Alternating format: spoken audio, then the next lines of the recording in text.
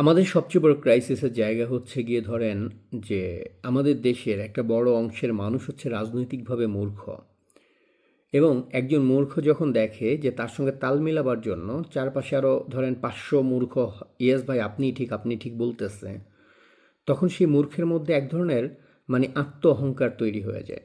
সে তার মূর্খতাকে একটা সম্মানের ব্যাপার ভাবতে শুরু করে।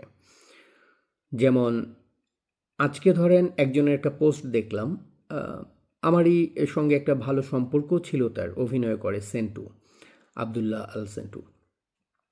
সেন্টু একটা পোস্ট কয়েকদিন আগে দিয়েছে, আজকে আমার চোখে পড়লো যে জুলাই আন্দোলনের সমর্থন দেবার কারণে আমাকে ক্ষমা করবেন, আমি বুঝতে পারিনি দেশ বিক্রি করার জন্য আন্দোলন ছিল এটা।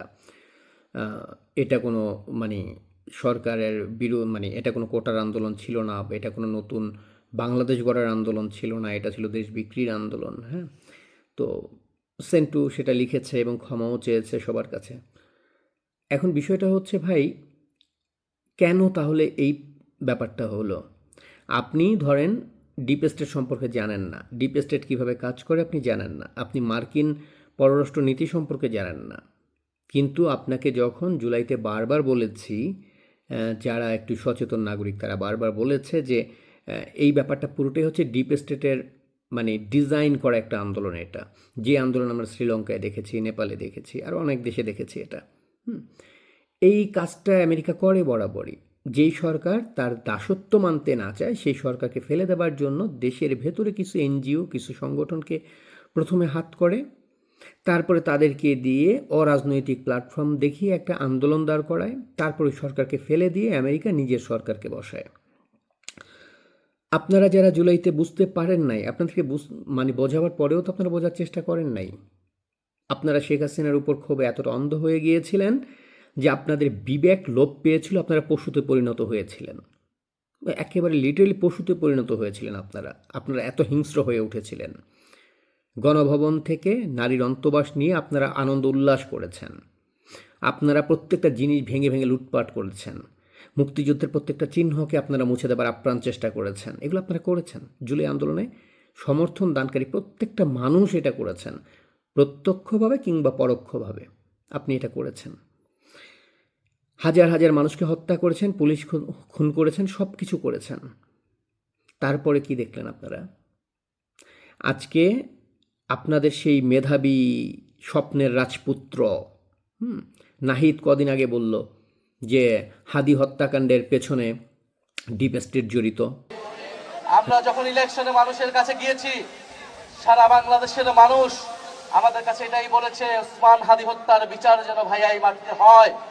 এই হত্যাকাণ্ডের পিছনে জড়িত ছিল ডিপ স্টেট, এই হত্যাকাণ্ডের পিছনে জড়িত ছিল দেশি বিদেশি নানা ষড়যন্ত্র। সেই ষড়যন্ত্রকে বাংলাদেশের মানুষের সামনে উন্মুক্ত করতে হবে, এবং শুধু প্রত্যক্ষ নয় পরোক্ষভাবে যারা এই হত্যাকাণ্ডের সাথে জড়িত।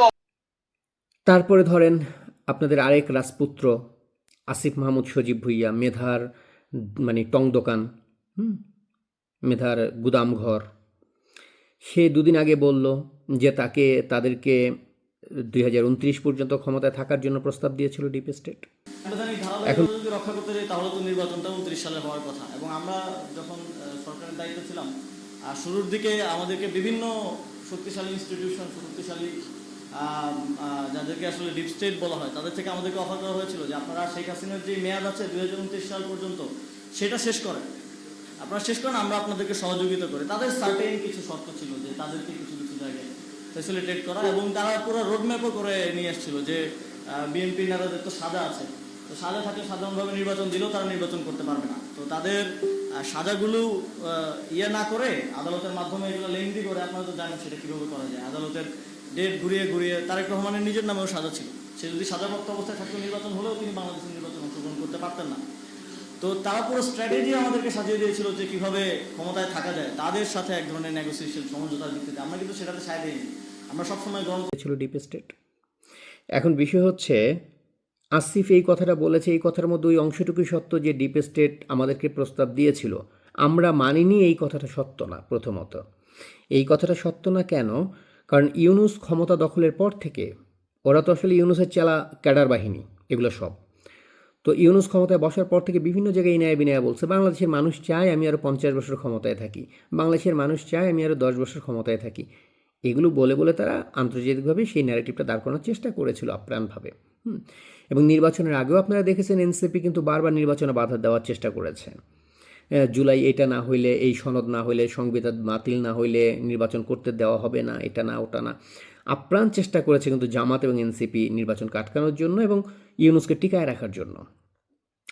ওরা পারে নাই কেন সেটা অন্য আলাপ, কিন্তু ডিপ স্টেট যে 29 সাল পর্যন্ত তাকে রাখার চেষ্টা করেছিল সেটা রাইট।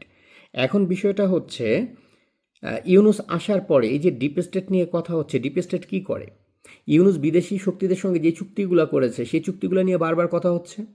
বাংলাদেশের স্বার্থবিরোধী একগাদা চুক্তি করে বাংলাদেশকে হাজার হাজার কোটি টাকা লোনের সাগরে ডুবায় রেখা বাংলাদেশের কোথাও একটা রাস্তায় একটা ইটও ফেলা হয় নাই ইউনূসের আমলে, কিন্তু হাজার হাজার কোটি টাকা বিদেশি লোন বাড়ায় গেছে, যেটা মানে বাংলাদেশের ইতিহাসে কোনো সরকার এত লোন করে নাই বিদেশ থেকে। শেখ হাসিনা সরকার 17 বছর থেকে যেই ঋণ গ্রহণ করেছিল বিদেশ থেকে, সেই টাকা দিয়ে পদ্মা সেতু, মেট্রো রেল থেকে শুরু করে হেন কোনো উন্নয়ন নাই যে কাজটা না করছে। না করার পরেও যেই ঋণ ছিল তার চাইতে অন্ততপক্ষে 40 গুণ বেশি ঋণ করেছে শুধুমাত্র ইউনূস 15 মাসে। তাহলে ঋণের টাকাগুলো কোথায় গেছে? দেশের উন্নয়ন তো কোথাও হয় নাই। এই প্রশ্নটা আপনারা করবেন না, আপনাদের বিবেকে এই প্রশ্নটা জাগবে না। আর এই যে চুক্তিগুলো করেছে আমেরিকার সঙ্গে ডিপ স্টেট যে বলা হচ্ছিল, এর পিছনে তো অন্যতম কারণ ছিল এইটা। শেখ হাসিনার আমলে ধরুন স্বয়ং নেত্রীর কাছ থেকে শোনা 7টা হচ্ছে গিয়ে প্রপোজাল আমেরিকার, যেটা নেত্রী ডিনাই করেছিল, কারণ সেখানে বাংলাদেশের স্বার্থ ক্ষতিগ্রস্ত হতো, বাংলাদেশ ক্ষতিগ্রস্ত হতো ওইগুলো মানলে। সেই 7টা প্রস্তাব কী ছিল আমি সেই বিষয়টা এখানে বলবো না, কারণ যতদিন পর্যন্ত নেত্রী সেটা নিজের জায়গা থেকে ক্লিয়ার না করে বলবেন বা নিজে প্রকাশ্যে না আনবেন, হয়তো সেটা আমাদের কারোই বলা উচিত না। তো এই যে আমেরিকার মতো একটা পরাশক্তির চোখে চোখ রেখে তাদের প্রস্তাবনাকে বাতিল করে দেয়া, তাদের পরামর্শকে বাতিল করে দিয়ে বাংলাদেশের স্বার্থ রক্ষা করা, এটাই তো আসলে শেখ হাসিনার অন্যতম দোষ ছিল। 17 বছরে দেশের উন্নয়ন থেকে শুরু করে, মানুষের জীবনমানের উন্নয়ন থেকে শুরু করে, বিদ্যুৎ গ্যাস থেকে শুরু করে, সার্বিক উন্নয়ন, যোগাযোগ ব্যবস্থার উন্নয়ন থেকে শুরু করে, বাংলাদেশকে ডিজিটালাইজেশন করা থেকে শুরু করে, মানে আমি এমন একটা সেক্টর দেখান যেই সেক্টরটা শেখ হাসিনা সরকার উন্নয়ন করে নাই। তারপর আপনাদের কেন এত ক্ষোভ ছিল শেখ হাসিনা সরকারের উপরে? আজকে হাদির প্রসঙ্গে বলা হচ্ছে যে এটা ডিপ স্টেট খুন করেছে, নাহিদ নিজে বলছে। তাহলে জুলাইতে যে খুনগুলো নিয়ে বারবার কথা হয়েছে, এখানে ধরেন কারা মেরেছে, স্নাইপার রাইফেল কারা ব্যবহার করেছিল, এটা নিয়ে বারবার কথা হয়েছে। আপনাদেরকে ইমোশন দেখে সেখানে রাস্তায় নামায় দেওয়া হয়েছিল যে দেখো 3 বছরের বাচ্চাকে মেরে ফেলতেছে। বিবেক খাটায় একবার চিন্তা করছেন শেখ হাসিনা মানে কেন 3 বছরের বাচ্চাকে হত্যা করার নির্দেশ দেবে? 3 বছরের বাচ্চা ঠিক আন্দোলনে আসছে, মিছিল মিটিংয়ে আসছে, সরকার বিরোধী স্লোগান দিছে রাস্তায়, তাহলে 3 বছরের বাচ্চাকে শেখ হাসিনা কেন মারতে বলবে? এই বাচ্চাকে মেরে শেখ হাসিনার কোনো লাভ আছে? এই বাচ্চাটাকে মেরে লাভ ছিল ডিপ স্টেটের, এই বাচ্চাটাকে মেরে লাভ ছিল এই সমন্বয়কদের, এই বাচ্চাটাকে খুন করায় লাভ ছিল ইউনূসের। কারণ এরকম একটা ছোট্ট শিশুর মৃত্যুর ঘটনাকে দেখায় আপনার মতো আবাল যারা রাজনীতির বালটাও বোঝেন না, আপনাদেরকে আবেগের চোটে রাস্তায় নামাইছে সবাইরে। রাস্তায় নামায়া আমেরিকা তার মতো করে তার একটা পুতুল ইউনূসকে দ্রুত দেশে পাঠায় ক্ষমতায় বসাইছে। এই সমন্বয়কদেরকে এক একটা পুরস্কার দিয়েছে ডিপ স্টেটের দালালি করার কারণে। সেই পুরস্কার স্বরূপ কাউকে মন্ত্রী বানাইছে, কাউকে এমপি বানাইছে, কাউকে হ্যান বানাইছে, ত্যান বানাইছে, একজনকে হাজার হাজার কোটি টাকা কামানোর সুযোগ করে দিছে। ইউনূসকে দিয়ে যতগুলো আমেরিকার স্বার্থের চুক্তি ছিল প্রত্যেকটা চুক্তি মানে স্বাক্ষর করায় নিছে। এখন বিএনপির কাছে ক্ষমতা দেয়া বা নির্বাচন দিতে ডিপ স্টেটও বাধ্য হয়েছে বা সবাই বাধ্য হয়েছে, কারণ দেশ যেভাবে চলছিল দেশের মধ্যে আরেকটা গণ অভ্যুত্থান তৈরি হওয়ার, আরেকটা গণ অভ্যুত্থান জুলাইটা তো ছিল ষড়যন্ত্র, সত্যিকার অর্থে যেটাকে গণ অভ্যুত্থান বলে, গণমানুষের গণ অভ্যুত্থান, সেটা তৈরি হওয়ার পরিস্থিতি তৈরি হয়ে গেছিল। এবং যদি আওয়ামী লীগ এবং বিএনপি একসঙ্গে মাঠে নামতো, ডিপ স্টেটের পোষ্য কুকুর যেগুলো আছে সমন্বয়ক থেকে শুরু করে উপদেষ্টা, একটার 1 ইঞ্চি মাংস খুঁজে পেতেন না বাংলাদেশের মানচিত্রের মধ্যে, 1 ইঞ্চি মাংস। তখন ডিপ স্টেটের পুরো খেলাটা প্রকাশ্যে চলে আসতো। বিধায় ডিপ স্টেট নিজের পোষ্য কুকুরদেরকে বাঁচাতে নির্বাচন দিতে বাধ্য হয় যাতে গণমানুষ ফুঁসে না ওঠে। আজকে দাঁড়ায়া যখন ওরা বলতেছে যে ডিপ স্টেট ওদেরকে এই প্রস্তাব দিছিল, সেই প্রস্তাব দিছিল, হাদিকে মারছে, হাদির মারায় লাভ হয়েছে কার দেখেন তো? হাদিকে মেরে সেই সময় নির্বাচন আটকানোর চেষ্টা করা হয়েছিল, আর কিছু না। হাদিকে দেশের বাইরে চলে যেতে দেয়া থেকে শুরু করে নিরাপদে সব কিছু করা পুরোটাই করেছে ডিপ স্টেট। আমেরিকা ধরেন, ভারত যদি হাদিকে দিয়ে, মানে হাদিকে মারাই তো ফয়সালকে দিয়ে, আপনার একবার বিবেকে খাটে না? সেই ফয়সাল ওরা যদি আবার ভারতেই গিয়ে আশ্রয় নিয়ে থাকে, ভারত সরকারই ধরেন ওদেরকে দিয়ে হাদিকে মারাইছে, তাহলে ভারত কি পারতো না ওদেরকে সেখান থেকে ইউরোপের কোনো দেশে পাঠায় দিতে? পারতো না ওদেরকে নিরাপদে বসায় রাখতে? পারতো না ওদেরকে না ধইরা? তাহলে ভারত কেন ধরল? হাদি হত্যাকাণ্ডের পিছনে জড়িত পুরোটাই হচ্ছে গিয়ে জামাত এবং ডিপ স্টেট। সমন্বয়কদের কেউ কেউ জড়িত থাকতে পারে, কারণ এটার মাধ্যমে ওরা চেয়েছিল নির্বাচন আটকাতে। কিন্তু আন্তর্জাতিক চাপ থেকে শুরু করে দেশের ভিতরে ফুঁসে ওঠা আন্দোলনের সম্ভাবনা সব কিছু ওদেরকে আসলে নির্বাচন আসতে বাধ্য করে। আর আজকে এসে তারা ডিপ স্টেট আমাদেরকে ক্ষমতায় থাকতে বলেছিল, আমরা রাজি হইনি, এটা বলে মূলত নিজেকে দেশপ্রেমিক প্রমাণ করার চেষ্টা করতেছে। বাংলাদেশে যে এত এত বামপন্থী দল, হ্যান ত্যান, এটা ওটা, আনু মোহাম্মদের মতো ইতর, হ্যাঁ, এদেরকে আপনি দেখছেন ইউনুস ক্ষমতায় থাকাকালীন সময় একটা জোরালোভাবে আমেরিকার সঙ্গে যে চুক্তিগুলো করছে ইউনুস, একটার বিরুদ্ধে কথা বলতে বলে নেই। ইউনুস যাবার পরে তাদের মুখ দিয়ে কথা ফুটতেছে। কেন ফুটতেছে? কারণ ওই পুরো পিরিয়ডটা, এই পুরো সিন্ডিকেটটাকে ডিপ স্টেট টাকা দিয়ে পাইলা রাখছে। যেরকম উদিচির একটা অংশ, কাফিদের যে গ্রুপটা, উদিচির দুইটা ভাগ মূলত, একটা মুক্তিযুদ্ধের পক্ষের শক্তি, আরেকটা হচ্ছে পুরোপুরি পাকিস্তানপন্থী শক্তি বা ডিপ স্টেট শক্তি বেসিক্যালি। তো এই যে কাফির মতো যারা আছে, এদেরকে ডিপ স্টেট শত কোটি টাকা ইনভেস্ট করে পুরো সিন্ডিকেটগুলোকে পাইলে রাখছে। অতএব এই সময় ধরেন ইউনুসের বিরুদ্ধে কেউ একটা শব্দ বলে নাই। যারা এখন টুকটুক করে কথা বলতেছে, আমরা তো দেখছি সেখানে ট্রাম্প ক্ষমতায় আসার পরে তালিকাও বেরিয়েছিল কীভাবে ডিপ স্টেট কাজ করে, কোন কোন অর্গানাইজেশনগুলো, কোন কোন সংগঠনগুলো, ইভেন তো এলজিবিটি কমিউনিটির যারা মেম্বার, তাদেরকে পর্যন্ত হায়ার করে মাঠে নামানো হয়েছিল, হিজড়াদেরকে মাঠে নামানো হয়েছিল হায়ার করে। তো এই পুরো গেমটা হচ্ছে আন্তর্জাতিক একটা গেম। এই জায়গাটায় বসে আজকে আপনারা যারা কপাল থাপড়াচ্ছেন, আজকে তারেক ক্ষমতায় আসছে, আপনার মনে হয় তারেক আমেরিকার সঙ্গে চুক্তি না করে ক্ষমতায় আসছে? ডিপ স্টেট তারেককে নির্বাচনের মাধ্যমে ক্ষমতায় বসাইছে, কিন্তু মুসলেকা দিয়ে আসে নাই। তারেক জিয়ার জীবনটাই গেছে মুসলেকার উপরে, সেনাবাহিনীর উপরে মুসলেকা দিয়ে কোমর ভাইঙ্গিয়া দেশের বাইরে গেছিল চিকিৎসা করতে। ওর মা প্রকাশ্যে সাংবাদিকের সামনে ওয়াদা করছে, আমার ছেলে জীবনে রাজনীতি করবে না, তারা মাফ করে দাও। বাংলাদেশের ইতিহাসে বোধহয় কোনো একজন, মানে সরকার প্রধান, বিএনপি জামাত আমলে তো আসলে খালেদা জিয়া ছিল পুতুল, মূলত সরকার চালাইছে তারেক। সেই তারেককে কোমর ভাইঙ্গা দেয়া, এইভাবে মুসলেকা দিয়ে দেশ ছাড়তে বাধ্য করা, সে তখন তো শেখ হাসিনা সরকার ছিল না, ফখরুদ্দিনের সরকার ছিল, সেনা শাসন ছিল। সেই সময় কোমর ভেঙে ধরে পাঠিয়ে দেওয়া হয়। 17 বছর পরে ও আসার পরে কি উন্নয়নটা করছে? মির্জা ফখরুল বলতেছে যে 1 মাসে বাংলাদেশ অনেক আগায় গেছে। গতকালকে নিউজ যে একটা ছেলেকে বাড়ি থেকে তুলে নিয়ে খুন করা হচ্ছে, খুন করাটা ভিডিও কলে তার বাবাকে দেখাচ্ছে। গতকাল বা গত পরশু দিনের নিউজ যে গফরগাঁওয়ের একটা রেল লাইন, মানে ট্রেনের ভেতরে বিএনপির নেতার ভাড়া চাওয়ার কারণে টিটিকে উল্টো নাজেহাল, ভাড়া দিমু না, আমাদের ভাড়া লাগে না। এগুলো দেখছেন তো? বাংলাদেশের প্রত্যেকটা সেক্টরে কিভাবে কি চলতেছে সব কিছু দেখতেছেন। শেখ হাসিনা সরকার খারাপ ছিল, এগুলো আপনাদের কাছে ভালো, কিন্তু বাংলাদেশে যেই স্বার্থগুলোকে ধ্বংস করলেন, পাকিস্তানপন্থী জামায়াত ইসলামের হাতে দেশের যে ক্ষমতা তুলে দিলেন, জামায়াতের মতো দলকে যে বিরোধী দল বানালেন, এটা দায় পুরোটা বাংলাদেশের। ধরেন জঙ্গি গোষ্ঠীর কথা বাদ দিলাম, জঙ্গিদের বাপ জামাত, জঙ্গিরা তো করবেই। আপনি থিয়েটার কর্মী, আপনি নাট্যকর্মী, আপনি প্রগতিশীল মানুষ, আপনি বিভিন্ন সংগঠন চালান, আপনি অর্গানাইজেশন চালান, আপনি মানবাধিকারের কথা বলেন, আপনি মুক্তিযুদ্ধের কথা বলেন, আপনি আধুনিক বাংলাদেশের কথা বলেন, আপনি পাকিস্তান ঘেন্না করেন, আপনি জামাতকে ঘেন্না করেন। এই বয়ানগুলো যারা দেন, একই সঙ্গে আবার যখন আপনারা জুলাইতে রাস্তায় নেমেছিলেন শেখ হাসিনা সরকারকে পতনের জন্য, পুরো ব্যাপারটা আপনি এই দেশের সঙ্গে বেইমানি করেছেন। আপনি পাকিস্তান ডিপ স্টেটের দালাল হিসেবে কাজ করেছেন, বাংলাদেশে পাকিস্তানকে ক্ষমতায়িত করার জন্য কাজ করেছেন। আপনি স্বীকার করেন বা না করেন, আপনি নিজেও জানেন আপনার দিয়ে কি হয়েছে। আমি বারবার বলেছি যে আওয়ামী লীগ ক্ষমতায় থাকলো কিনা সেটা আমার কাছে মূল কনসার্নের জায়গা না।